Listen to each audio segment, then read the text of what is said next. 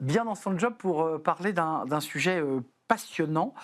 Bien écouter, c'est bien manager. Alors, je vous laisse prendre une feuille et essayer de potasser un tout petit peu. Pendant ce temps-là, vous allez écouter Nicolas Duguay. Bonjour Nicolas. Bonjour. Ravi de vous accueillir. Vous êtes directeur associé chez Prefera.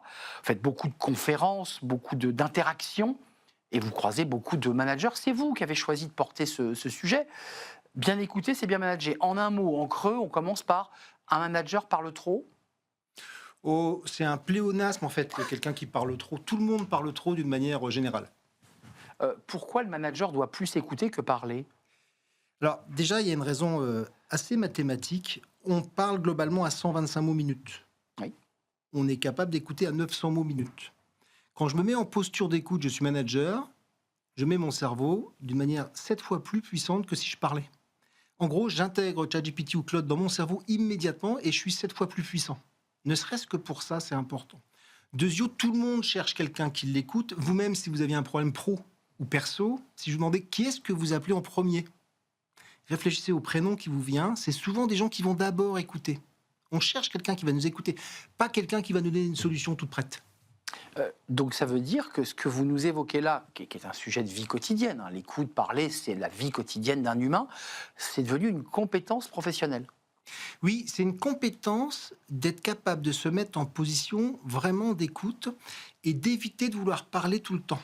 Parce que, ça saoule les gens, faut pas se mentir. D'ailleurs, on entend souvent tu parles trop, rarement tu écoutes trop. Et deux, on va aller chercher plus de choses intéressantes chez l'autre quand on va l'écouter. Donc on va se connecter d'une certaine manière, on va se connecter. Ça dit quoi? Parce que vous observez évidemment à travers les formations, à travers vos coachings, à travers vos conférences. Ça dit quoi quelqu'un qui parle trop? Il dit quoi de lui-même? Ça va même au-delà de ça. En fait, dans la conférence, en 1 heure, on fait 5 exercices. Les 5 exercices démontrent que même dans cette séquence conférence sur l'écoute, que les gens ont du mal à écouter. Ce que ça dit, c'est que ça a été mesuré dans les IRM. Quand je parle, la zone qui s'allume dans mon cerveau, c'est la même zone que quand je mange un dessert. Visualisez le truc du plaisir. Donc, en fait, le cerveau humain, il a envie de parler tout le temps, tout le temps. Je dis souvent quand parler... Exister, pour Oui. se valoriser, pour... Oui, parce que pour un sujet d'estime de soi, souvent, on trouve que parler beaucoup, c'est bien. Il y a une phrase que j'adore dans les entreprises. Je dis souvent que quand les orateurs n'ont pas la profondeur, ils la donnent en longueur. Ça veut tout dire. On tire à la ligne. Dans le journalisme, on appelle ça tirer à la ligne. Tirer à la ligne. On peut faire court, mais on va faire le plus long. Le danger, c'est quoi? Un manager qui parle trop, ça veut dire qu'il ne consacre pas assez de temps à l'écoute. Ça veut dire que le collaborateur qui essaie de déposer quelque chose ne pourra pas le faire.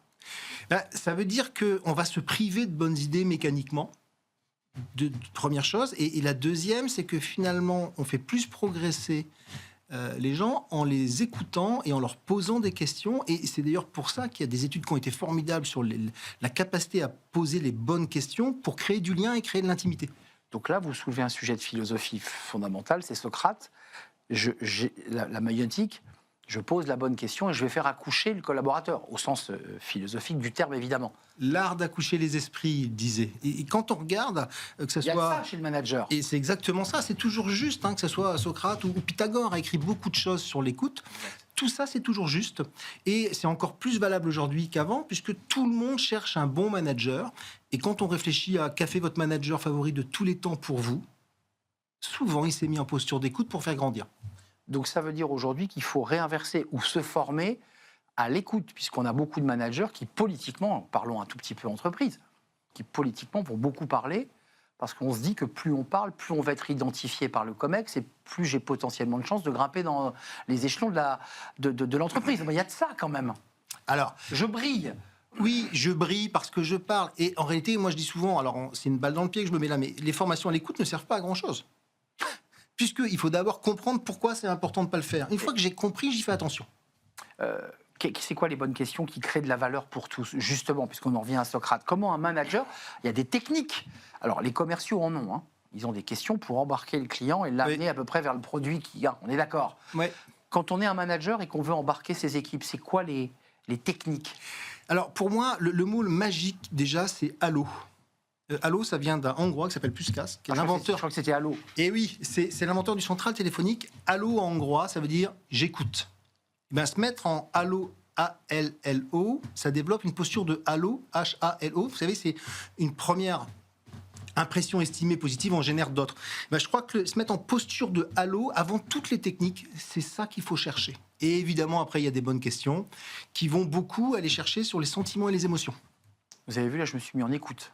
Bravo. J'étais parfaitement connecté avec vous. Quand vous parlez, avant de terminer et de nous quitter, émotion, sentiment, ça revient quand même à l'idée que mon manager a su m'écouter et a su faire preuve d'empathie, d'écoute, de bienveillance. Il y a de ça aussi dans l'écoute. Oui, évidemment. Alors, l'empathie est majeure. On voit bien que tout le monde n'a pas l'empathie. Et Ça se travaille. Ça se travaille également. Il y en a qui ont plus de chances que d'autres. Et cette logique de bienveillance, elle ne se pose surtout pas à l'exigence. Je me mets en position d'écoute aussi pour faire grandir l'autre, mais aussi pour le challenger. Et c'est important. Donc on écoute, on reçoit, puis ensuite on doit aussi déployer ou apporter quelques éléments de contradiction ou de conseil. On est d'accord. On doit créer de la valeur. On n'est pas posé que sur sa pierre comme un penseur. Non. On apporte. Le manager, c'est pas un coach ou un psychologue. C'est une partie de ses compétences, Voilà. mais pas les seules. Vous nous soulevez un débat parce que combien de personnes sont venues sur ce plateau pour nous dire justement que les managers devaient être des coachs. Nicolas Duguay, merci de votre parole, de cette parole posée, efficace. Et j'espère que j'ai été à la hauteur de l'écoute que vous attendiez. Directeur associé chez Préfera, merci de nous avoir rendu visite. C'était un vrai plaisir, cher Nicolas. On tourne une page, on s'intéresse au secteur de la pharma, dans un tout autre sujet, un secteur sous tension qui peine à recruter. Alors il y a bien sûr des talents, des chercheurs, les médicaments évidemment, mais aussi beaucoup de salariés sur les sites industriels et des sites qui peinent à recruter. On va en parler avec nos invités. C'est le cercle RH et c'est le débat. J'accueille mes invités.